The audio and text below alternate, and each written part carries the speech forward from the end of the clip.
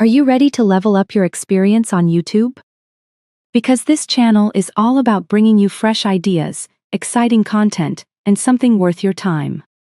If that sounds like what you're looking for, make sure to subscribe and stay tuned. The morning I found out my husband had been lying to me for over a year, I was standing in our kitchen in my best dress, holding a box of his favorite lemon tart from the bakery 2 blocks down, feeling like the luckiest woman alive. His text had come in at 11:47 that morning. Just got the partnership. Drinks with the team tonight. Don't wait up. No exclamation point. No I love you. No I wish you were here. Just that flat and efficient, like a memo sent to the wrong recipient. But I'd told myself that was just how my husband communicated. That was just Daniel. I'd been married to Daniel Hargrove for 11 years. 11 years of early mornings and late dinners and the particular way he folded his side of the newspaper even though we'd switched to digital 3 years ago out of habit. 11 years of knowing that when he went quiet at dinner, something was wrong at work, and when he hummed while shaving, the day had been good. I knew him the way you know a house you've lived in long enough, every creak, every draft, every place the light hits strangely in the afternoon. Or so I thought. The partnership at Aldridge & Cole Financial had been Daniel's ambition for 6 years. 6 years of 70-hour weeks, cancelled vacations, and dinners eaten standing at the kitchen counter because sitting down felt like admitting the day was over. I had supported every single hour of it. I'd rescheduled client consultations around his schedule. I'd shown up to his firm's holiday parties alone because he was always the last one still at his desk. I'd built my interior design business around the gaps he left, filling them with work of my own until I'd built something I was genuinely proud of, a small firm with 12 steady clients and a reputation for turning overlooked spaces into something worth coming home to. So when his text came in, I didn't think twice. I closed my laptop, called my assistant to push my afternoon meeting, changed into the green wrap dress he once said made my eyes look like sea glass, and drove to the Aldridge & Cole offices on the 14th floor of the Meridian building downtown. I was going to surprise him. I had the lemon tarts. I had a card I'd written that morning with a line from the vows we'd written ourselves through every ordinary Tuesday, because that's what this felt like. An ordinary Tuesday that was actually extraordinary. I stepped off the elevator, smiling. A woman at the front desk, young, with the careful expression of someone paid to reveal nothing, looked up as I approached. "I'm here for Daniel Hargrove," I said. "I'm his wife." I wanted to surprise him. Something shifted behind her eyes. Not surprise. Not warmth. Something more careful than either of those things. "He's in conference room B," she said. "Down the hall, last door on the left. But I think the team is still—" "I'll just peek in," I said, already moving. "I won't interrupt long." The hallway was carpeted and quiet. Someone's cologne lingered near the water cooler. I could hear voices behind closed doors, the muffled rhythm of a late afternoon meeting. Conference room B was at the end, glass-walled on one side, but the interior blinds had been drawn. I knocked once, lightly, and pushed the door open. The lemon tart box hit the floor before I understood what my eyes were showing me. Daniel was standing near the window with Renata Voss, his managing partner, his mentor, the woman who had, apparently, just handed him the promotion of his career. She was 52, precise, the kind of woman who wore silk blouses on days other people wore fleece. I had met her at 3 company functions. I had shaken her hand. I had said, "Daniel speaks so highly of you," and she had smiled and said, "Likewise." They were not shaking hands now. His hand was at her jaw. Her fingers were curled into the lapel of his jacket. They broke apart at the sound of the box hitting the floor, and the 3 of us stood in a triangle of pure, awful silence. I looked at my husband. I watched his face go through shock, then something that might have been calculation, then something that landed closest to shame, but not the right kind of shame. Not the kind that meant "I'm sorry." The kind that meant "I've been caught." I picked up the box. I set it on the conference table. I looked at Renata Voss, who had the grace to look away. Then I walked back down the hallway, past the careful young woman at the front desk, into the elevator, and out onto the street. I sat in my car for 4 minutes. I know because I watched the clock on the dashboard, because I could not think of anything else to look at. Then I called my best friend, Priya.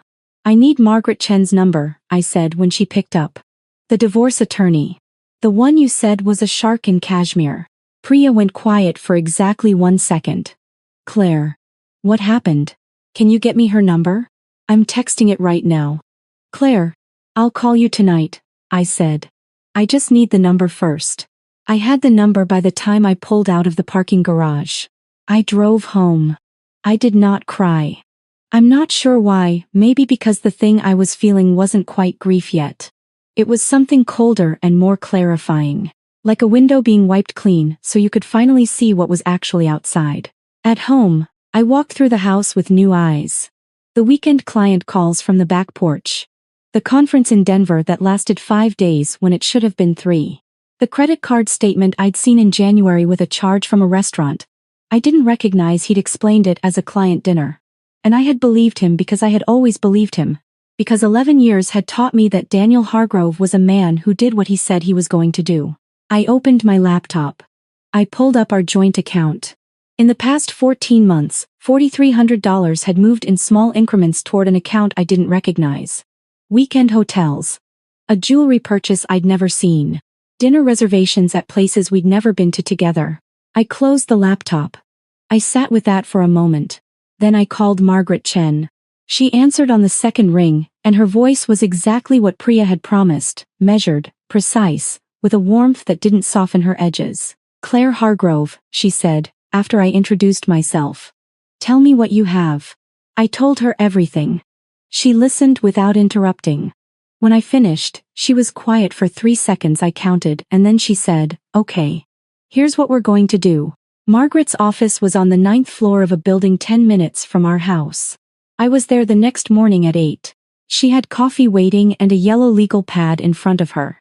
And by the time I sat down, she'd already outlined 3 immediate steps with the precision of someone who had done this enough times to know exactly where the landmines were. The joint accounts, she said. What's the split on those? Equal. My income goes in, his goes in. We split expenses from there. Do you have individual accounts? I have a business account. She nodded. We're going to move your personal contributions to a new account today. Not all of it, just what's demonstrably yours. Document everything. Do you know where his financial records are kept? I did. I knew where everything was kept. I had been managing our household finances since year 2 of our marriage because Daniel was brilliant at making money and terrible at tracking it. For 11 years, I had organized every account, every tax return, every insurance renewal. I knew the login for every account we owned jointly. I also want to talk about the condo, Margaret said.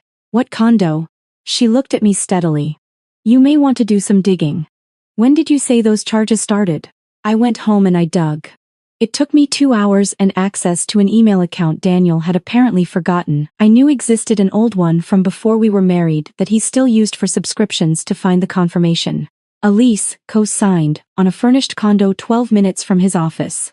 Started 14 months ago. Renewed in June. I sat back in my chair. 14 months. I had been rearranging my schedule around a man who had a second address for 14 months. I made a list. Not of grievances, of actions. Margaret had been clear, emotion was for later. Right now, precision mattered. I spent 3 days moving quietly through our finances with the methodical focus I usually reserved for a room renovation, cataloging, documenting, understanding the full shape of what I was working with before I touched anything. I called our bank. I called our insurance provider. I worked with Margaret to understand exactly what I was entitled to under Texas law and exactly what the next steps looked like. I drafted a plan. I did not call Daniel. He texted twice in those 3 days, both times with the particular casualness of a man who believed he was still in control of the narrative. Working late again. Don't hold dinner. And then the next evening. Might stay at the office tonight. Big push before the partnership announcement gets official. I read both messages. I did not respond to either. I turned my phone face down and went back to work. On the 4th day, I called my assistant, Becca. The Henderson wedding rehearsal dinner, I said. It's at the Aldridge & Cole corporate event space, right? The rooftop venue, yes, Becca said. Saturday night. And we have full access for setup from 4 o'clock? 4 to 6, then guests arrive at 7. Perfect, I said. I need you to pull the contact list for everyone we've worked with in the last 2 years. I have something I want to run by you. The Hendersons, Oliver and Natalie, were one of my longest-standing clients. Oliver worked in finance. His firm had offices in the same building as Aldridge and Cole. His Saturday rehearsal dinner was going to be attended by, among others, approximately 30 people from the city's financial and corporate sector, including, I knew from the guest list Natalie had forwarded me 3 weeks prior, several of Daniel's colleagues, including, because Oliver Henderson had personally reached out to expand his network at the event, Daniel himself. I had not arranged this. I hadn't needed to. The city had arranged it for me. I spent the next week working with a focus I hadn't felt in years. I pulled together the most beautiful rehearsal dinner concept I'd ever designed, a warm ivory and sage palette, low candlelight, the kind of understated elegance that made a room feel like it had always looked that way. I sourced florals from the market on Wednesday morning. And on Friday afternoon, I met with Margaret one last time. She slid a manila envelope across the desk. "Everything is in order," she said. "The petition has been filed. This is the formal copy for service." She looked at me carefully. "How are you doing?" "I'm ready," I said. She held my gaze for a moment. "You know, in 11 years of family law, I've worked with a lot of women in your position." She paused. "Not many of them come in on day 2 with a spreadsheet." I almost smiled. "I design spaces for a living.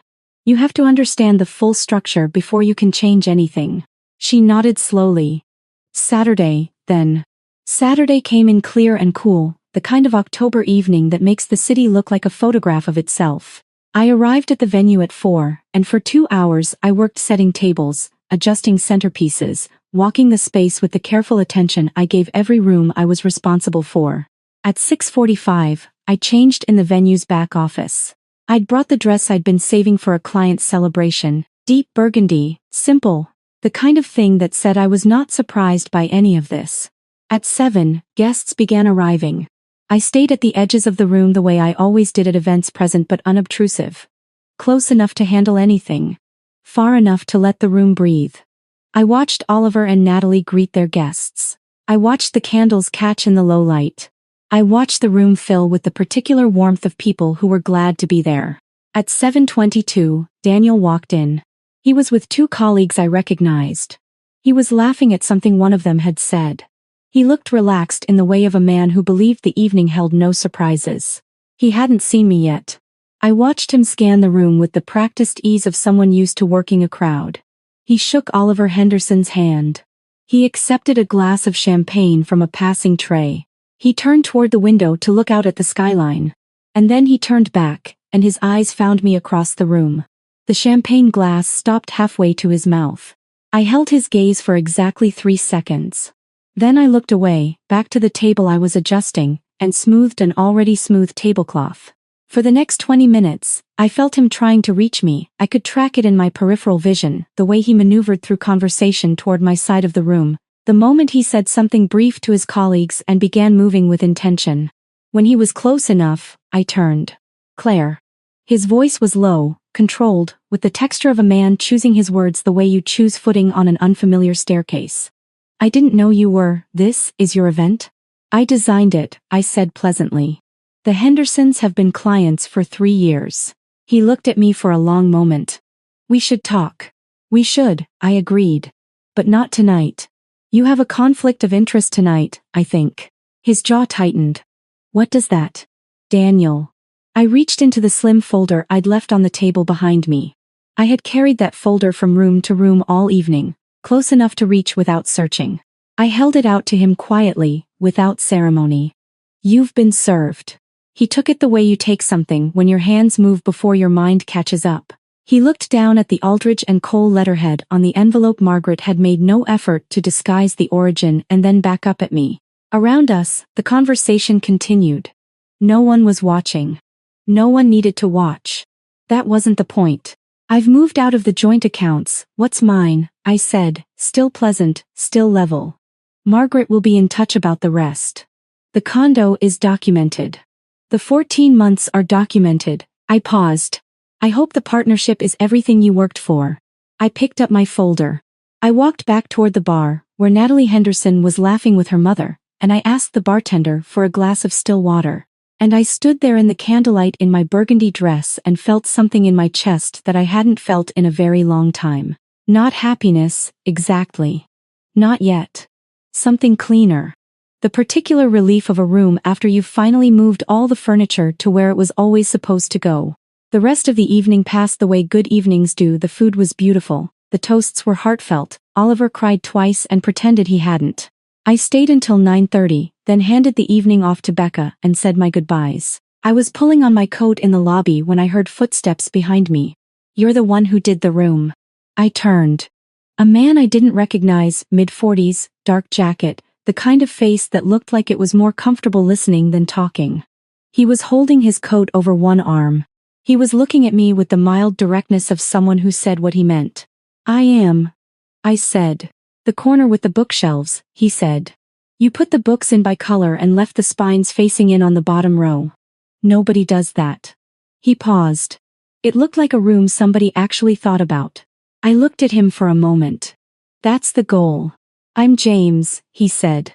He didn't offer a last name, which I found, oddly, like the first honest introduction I'd had in a long time. "I'm a friend of Oliver's from college.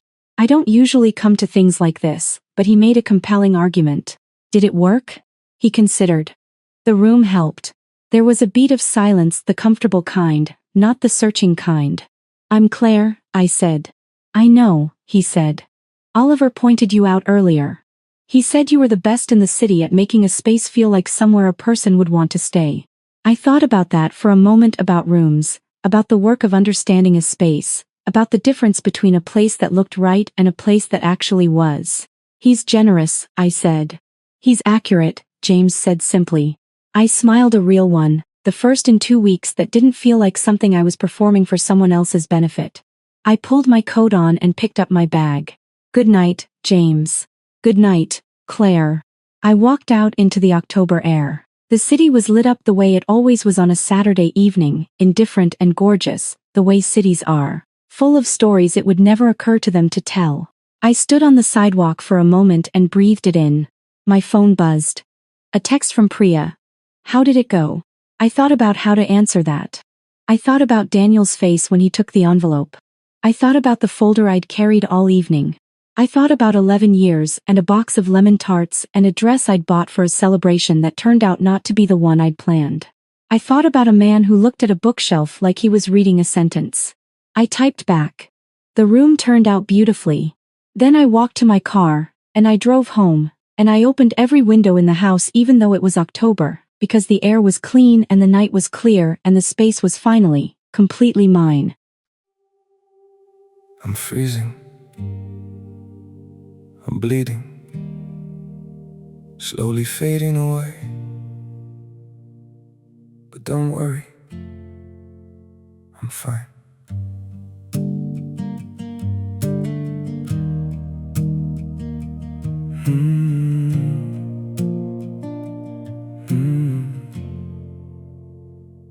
The cold has settled in my heartbeat, like winter living in my veins.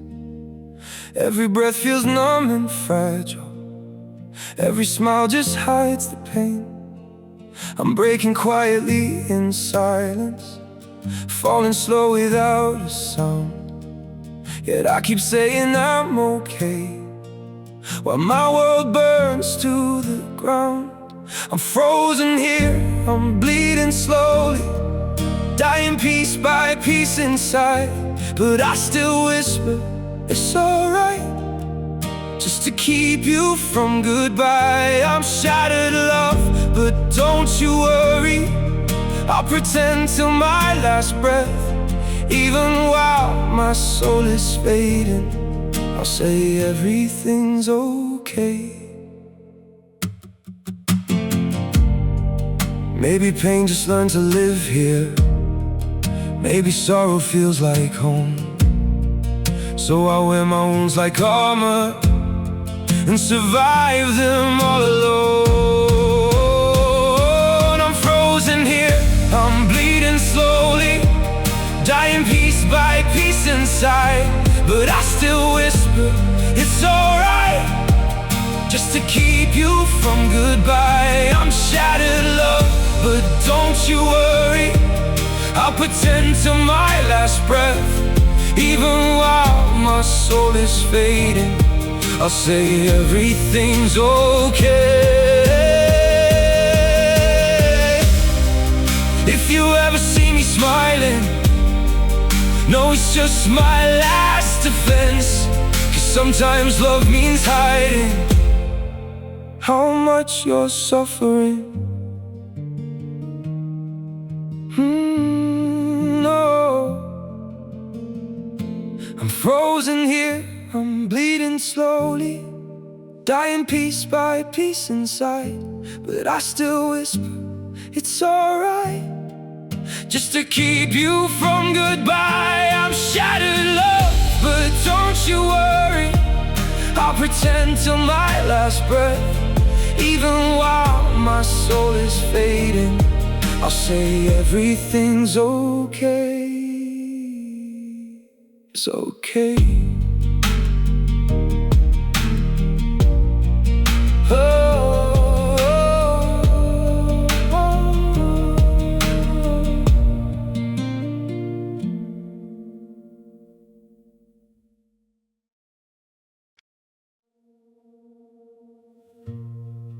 Don't pity me. My heart doesn't need your mercy. I can still stand on my own.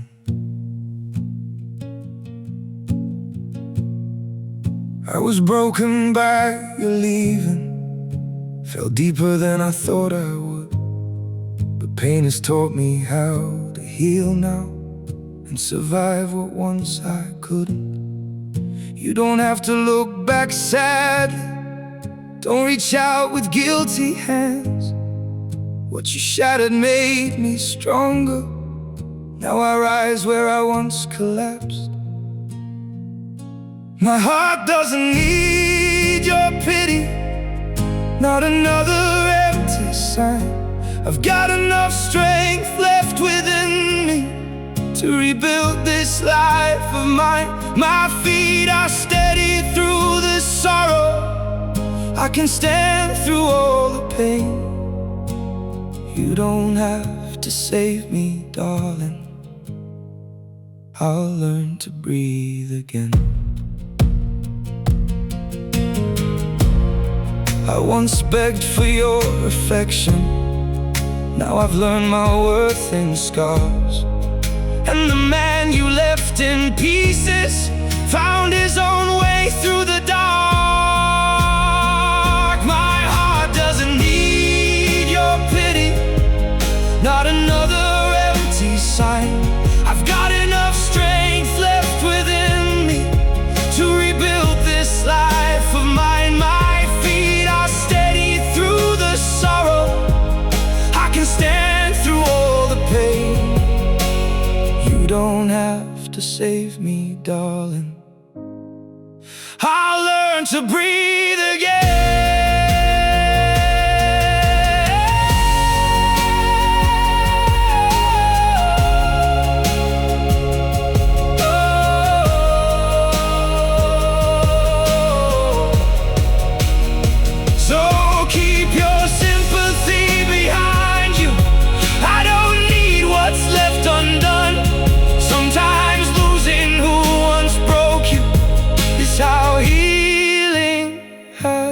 Begun. My heart doesn't need your pity, not another empty sign. I've got enough strength left within me to rebuild this life of mine. My feet are steady through the sorrow, I can stand through all the pain. You don't have to save me, darling, I'll rise alone again.